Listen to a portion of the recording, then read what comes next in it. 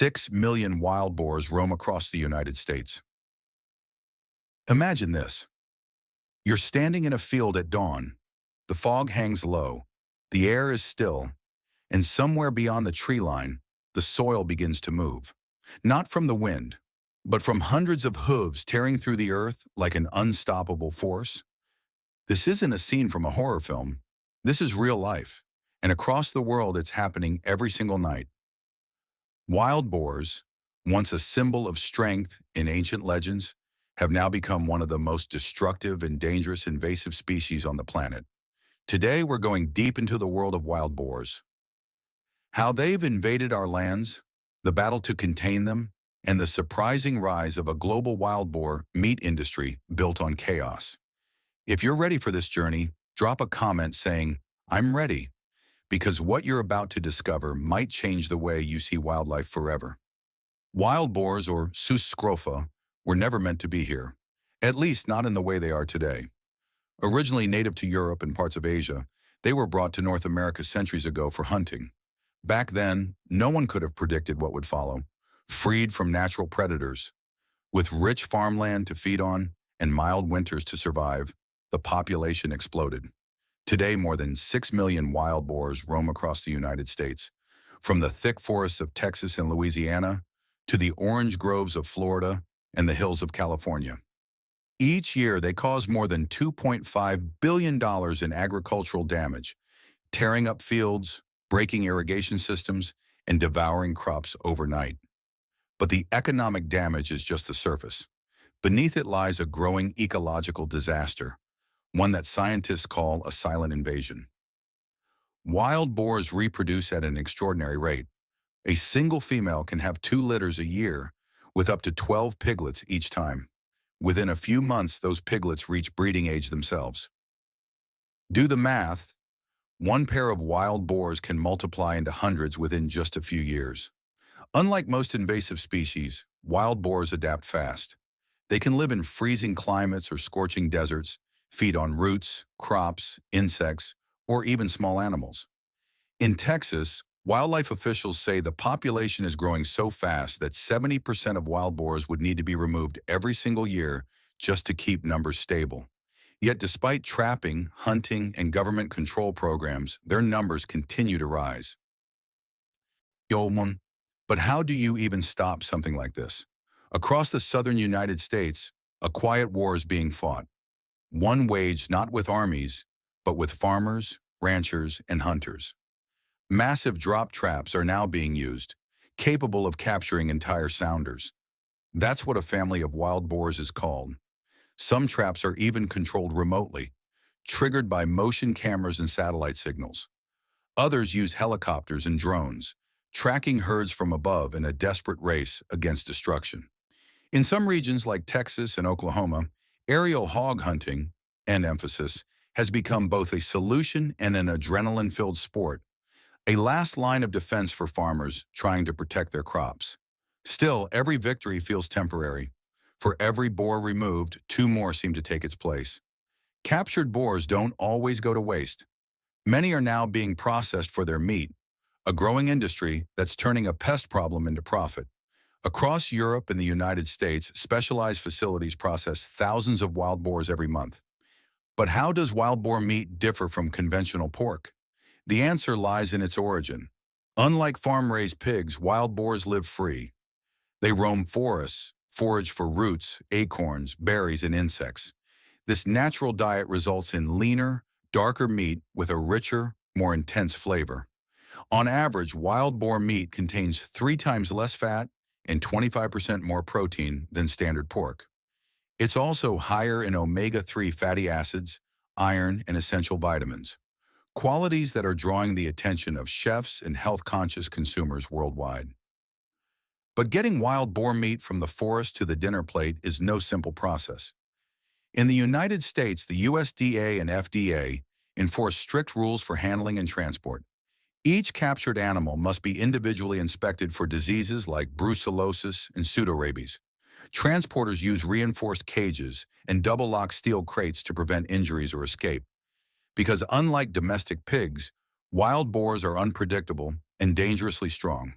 At the facility, the process begins with humane stunning, followed by professional butchering and rapid chilling to below 40 degrees Fahrenheit or about 4 degrees Celsius to maintain freshness and prevent bacterial growth. Each carcass is tracked with a unique identification code, ensuring full traceability from field to factory. What was once seen as a nuisance is now becoming a multi-million-dollar meat export industry, particularly in regions like Texas, Australia, and parts of Europe. In Germany, Italy, and Spain, wild boar meat has long been considered a delicacy. Chefs prize it for its gamey taste and firm texture, using it in traditional dishes, wild boar sausages that date back centuries. But in recent years, demand has surged in modern cities like New York, London, and Tokyo, where consumers are seeking ethical alternatives to factory-farmed meat. It's ironic when Hanoi, what began as an invasive species crisis has, in some places, transformed into a symbol of sustainable dining. Yet behind this glossy image lies a darker truth. Most of these operations rely on aggressive population control and sometimes brutal hunting methods to supply meat to the market. So where should we draw the line between sustainability and exploitation? In many regions, wild boar populations are now so high that their impact extends far beyond agriculture. They damage forests, eat endangered bird eggs, compete with deer and elk for food, and even attack livestock. In Japan, wild boars have begun invading towns, breaking into homes and attacking people.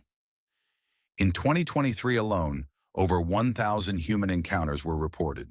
In Europe, rising numbers of wild boars have caused deadly traffic accidents, forcing governments to consider large-scale culling programs. And in Australia, where wild pigs have no natural predators, they've been declared an ecological catastrophe, destroying wetlands, spreading diseases to cattle, and threatening native wildlife. The global scale of the problem is staggering. From Brazil's sugarcane fields to France's vineyards, wild boars have become a symbol of man's unintended consequences. So how did we get here? Experts say the root of the problem lies in a mix of human intervention, climate change, and habitat expansion. As winters become milder and food more abundant, wild boars now breed almost year-round. Add to that decades of illegal releases for hunting, and you have a perfect storm. And despite their reputation, wild boars are intelligent, far more than most people think. They can memorize feeding grounds, recognize human voices, and even learn to avoid traps after a single capture attempt. In some regions, they've been observed operating in coordinated groups, with sentinels keeping watch while others feed. They're not just survivors, they're strategists. Governments around the world are investing millions in control programs. In the US, aerial hunting is combined with night vision ground operations. In Europe, researchers are experimenting with fertility control, trying to reduce reproduction rates without mass killing. Others are testing smart traps powered by AI, capable of recognizing entire herds and closing only when all animals are inside, preventing escape and improving efficiency. Still, controlling the spread remains an uphill battle. As long as wild boars find food and shelter, they will keep expanding, adapting, evolving, and thriving right alongside us. But amid the chaos, a small group of farmers and conservationists are trying something new, rewilding with balance. Instead of extermination, they focus on coexistence. In southern France, for example, farmers have introduced natural buffer zones, forested strips between farmland and wilderness, reducing crop damage by more than 60%. In Texas, ranchers are collaborating with wildlife biologists to create selective capture programs, ensuring that only problematic herds are removed while maintaining ecosystem stability. And in some places, controlled wild boar farming is emerging as a hybrid model, combining free-range environments with traceable, ethical meat production. It's an approach that could redefine the way humans manage invasive species, turning conflict into cooperation. Let's talk about nutrition again, because this is where wild boar meat truly stands out. Compared to conventional pork, it's naturally lean, averaging just 3% fat versus 14% in standard farm pork. It's packed with protein, iron, and zinc, while remaining free of the antibiotics and hormones often found in commercial meat. Health experts say this makes wild boar an ideal choice for athletes and those seeking clean, high-protein diets. Its distinct flavor, often described as bold, earthy, and slightly sweet, has made it a favorite among gourmet chefs and barbecue enthusiasts alike. But as popularity grows, questions of sustainability follow closely behind. Can the industry expand without fueling further exploitation? Or will the demand for wild turn into yet another industrial cycle? In Australia, researchers are exploring full-circle utilization of captured wild pigs, converting waste products like bones and hides into fertilizers and leather. Meanwhile, in Europe, chefs are promoting nose-to-tail cuisine, encouraging consumers to use every part of the animal, minimizing waste and maximizing respect for the resource. Even so, the debate continues. Should we profit from an invasive species or focus on restoring balance to nature? For now, the global wild boar economy is booming, valued at hundreds of millions of dollars annually. But as history has shown, human control rarely lasts forever, and maybe that's the ultimate lesson of the wild boar. No matter how advanced our technology becomes, nature has a way of reclaiming balance in its own time. From the forests of Germany to the plains of Texas, from the rice fields of Japan to the outback of Australia, wild boars remind us of the thin line between civilization and wilderness. They are survivors, opportunists, and perhaps reflections of ourselves. Beat, intelligent, adaptable, and relentless. So the next time you hear rustling in the woods or see turned-up soil after a storm, remember, they were here while you slept. If this documentary opened your eyes, do me one favor. Hit that like button, drop a comment, and tell me where wild boars are causing problems in your region. Your feedback helps us uncover more untold stories from the wild. And most importantly, subscribe to the channel. Because the more support this series gets, the more powerful, eye-opening stories we can bring straight to you. Together, we'll keep exploring the wild truth, one story at a time.